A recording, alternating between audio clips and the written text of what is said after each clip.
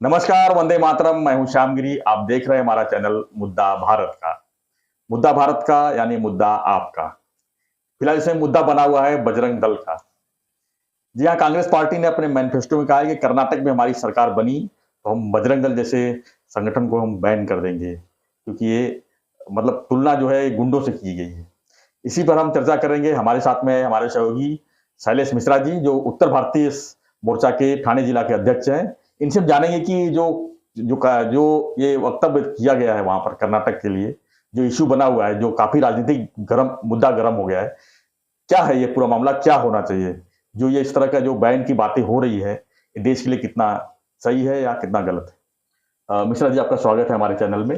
क्या कहेंगे इस विषय पर, जिस तरह से मैनिफेस्टो किया गया है कांग्रेस की तरफ से कि बजरंग दल जैसी संगठनों को जो है बैन करने की बात हो रही है, क्या बजरंग दल बैन करने की विषय है?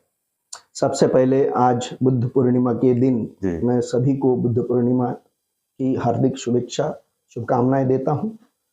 और बुद्ध ने जो विचार प्रकट किए हैं, उन्होंने हमें दिए हैं, आदर्श दिए हैं, उसको मैं एक बार स्मरण करना चाहूंगा कि खुद को जागृत करो, अध्ययन करो और उसका अनुसरण करो और फिर बाद में अपने आप को जागृत करो। और थोड़ा करके ना आपकी गलतियां एक बहुत विशाल एक संकट का रूप ले लेती हैं। इन सब चीज का ध्यान रखना चाहिए। इन सारी चीजों को स्मरण करते हुए मैं अपनी भगवान बुद्ध के प्रति अपनी आस्था व्यक्त करता हूं। धन्यवाद। अब बताइए कि जो बजरंग दल को बैन करने की जो विषय है, ये सच पूछो तो मुझे इसमें कोई ताज्जुब नहीं हुआ। इसमें मुझे कोई ताज्जुब नहीं हुआ जिस पार्टी ने जिस विचारधारा का उगम ही विदेशी है। ह्यूम नाम के किसी व्यक्ति ने कांग्रेस की स्थापना विदेश में की। उनका उद्देश्य जो भी रहा हो, लेकिन शुरू से मैंने अनुभव किया है, देखा है कि कांग्रेस पार्टी ने भारतीय और भारतीयता का हमेशा तिरस्कार किया है। हमेशा उन्होंने विदेशी विचारधारा, विदेशी व्यक्ति और विदेशी संस्कृति का ही उन्होंने अपनाने का प्रयास किया है। हर बार भारतीयता को, भारतीयों को और भारतीय विचारधारा को निम्न दिखाने का और उसको समाप्त करने का उन्होंने निरंतर प्रयास किया है। श्री राम के अस्तित्व के ऊपर प्रश्न चिन्ह इन्होंने लगाया है। राम सेतु के अस्तित्व पे प्रश्न चिन्ह लगाया है। ऐसी कोई एक चीज मुझे बता दीजिए, अयोध्या में राम मंदिर इनका अगर चलता तो आज तक वो नहीं बन पाता। बिल्कुल नहीं बन पाता। तो ऐसा कोई भी इन्होंने कारण नहीं छोड़ा है कि मैं अपने आप को समझा सकूं कि किसी भी रूप में भारत की कोई पार्टी है। मैं इनको भारत की पार्टी मानने में मुझे संकोच हो रहा है। इसी कड़ी में इन्होंने अब नया ये संकल्प जोड़ा है अपने मैनिफेस्टो में कि हनुमान जी से इन्होंने मोहरा लेने का प्रयास किया। और ये जानते नहीं है यार, इनके कई नेताओं को बुद्धि आ गई, जल्दी बुद्धि आ गई। भगवान हनुमान जी ने उनको कुछ बुद्धि दे दिया है कि उन्होंने अपने वक्तव्य से कदम पीछे ले लिया है, लेकिन इनकी मानसिकता उजागर हो गई है। और इनकी अगर भारत को बचाना है, भारत की संस्कृति को बचाना है, तो मैं सारे मतदाताओं से, सारे भारतीयों से मैं निवेदन करूंगा कि जब तक ये विदेशी पार्टी और ये विदेशी लोगों को मानने, जानने और उनका सत्कार करने वाली पार्टी जब तक समाप्त नहीं हो जाएगी, तब तक भारत के ऊपर निरंतर खतरा बना रहेगा। क्या मानते, जिस तरह से ये राजनीतिक मुद्दा पकड़ा हुआ है, जिस तरह से कर्नाटक में भी चुनाव है, वहां पर मोदी जी ने साफ साफ कह दिया है कि वोट का मशीन दबाते समय बजरंगबली के नाम लो। बिल्कुल। तो इसको लेकर काफी बवाल है। मध्य प्रदेश में भी तोड़फोड़ चालू हो गई। संकट मोचन हनुमान है, बल बुद्धि ज्ञान देने वाले हनुमान हैं बजरंगबली।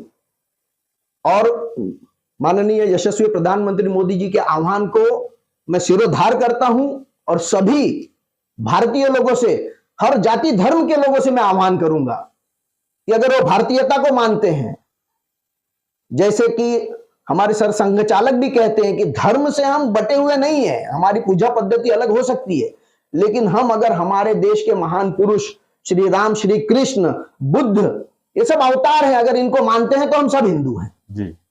और इसी चीज को मोदी जी ने कहने का प्रयास किया है कि जो भी है उनको कांग्रेस के प्रति अपना तिरस्कार और अपना विरोध मतदान करने के समय हनुमान जी का नाम लेके कमल का चिन्ह दबा के उन्होंने अपना विरोध दर्शाना चाहिए और भारतीयता को मजबूत करना चाहिए। हम चर्चा करेंगे थोड़ा बजरंग दल के ऊपर। बजरंग दल के बारे में थोड़ा बताइए कि क्या लगता है कि बजरंग दल जो संस्था है, संगठन जो है, किस तरह काम कर रही है भारत देश में? 1 अक्टूबर 1984 को एक जुझारू कार्यकर्ता विनय कटियार जी ने के मार्गदर्शन में बजरंग दल की स्थापना हुई। उस समय पे भी बजरंग दल यानी मैं तो ये कहूंगा कि भारत की आत्मा है। भारत को हर तरीके से सुरक्षित करने के लिए जो युवा लोग संगठित होके बजरंग बली के नाम पे संगठित होके उन्होंने अपने आप को आहूत करने तक की जो संकल्प लिया है, ऐसे लोगों को बजरंग बली के भक्त कह के आप बजरंग दल कह सकते हैं। अयोध्या में राम मंदिर बनाना हो, काशी में बाबा विश्वनाथ मंदिर का जीर्णोद्धार करना हो, मथुरा में कृष्ण जन्म को बनाना हो, आतंकवादी स्लीपर सेल जो जगह जगह पे भारत में आज अस्तित्व में आ गए हैं जी, उनको खोद खोद के उन चूहों को बिल में से निकाल के उनको सही दिशा देने का काम बजरंग दल वाले कर रहे हैं। गोरक्षा क्या कर रही है कांग्रेस पार्टी? क्या मत है उसका गोरक्षा पे?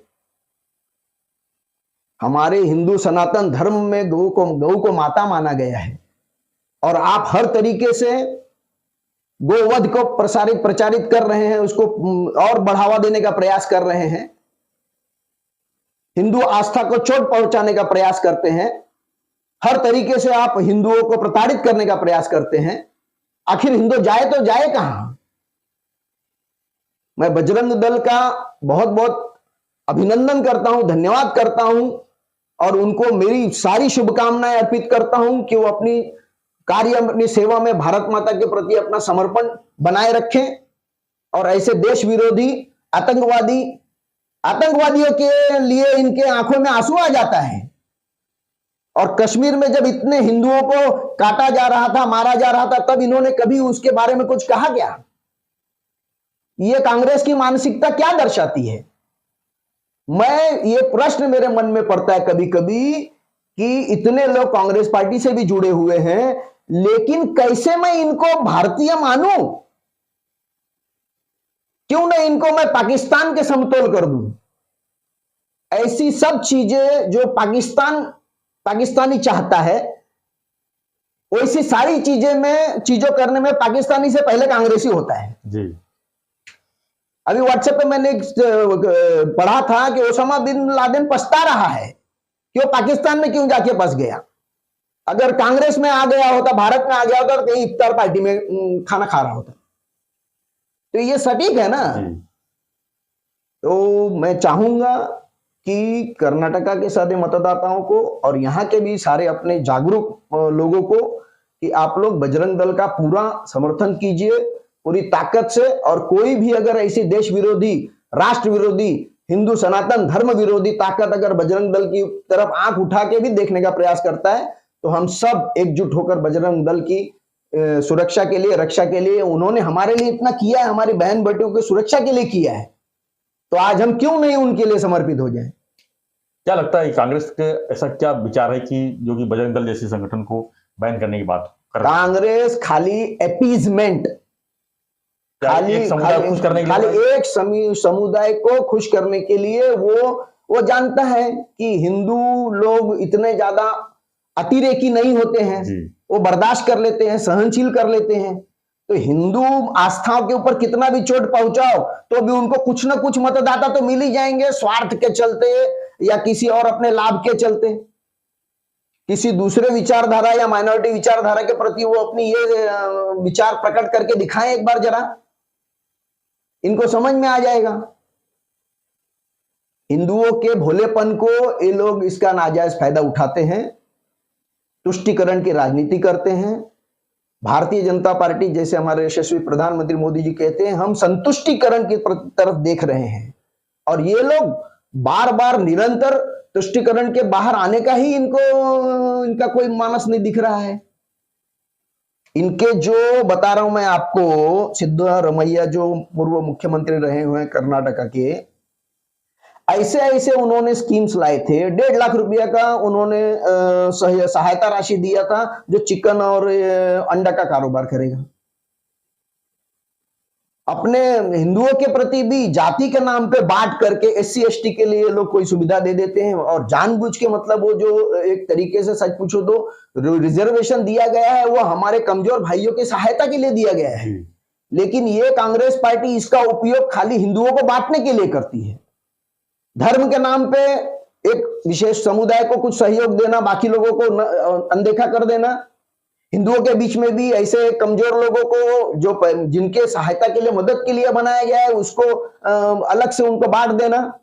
भाषा के नाम पे, राज्य के नाम पे, धर्म के नाम पे, जाति के नाम पे बांट करके अंग्रेजों का ये जो बांटो और राज्य करो वाला सिद्धांत है, ये पूरी पार्टी सच पूछो तो अंग्रेजों की पार्टी है।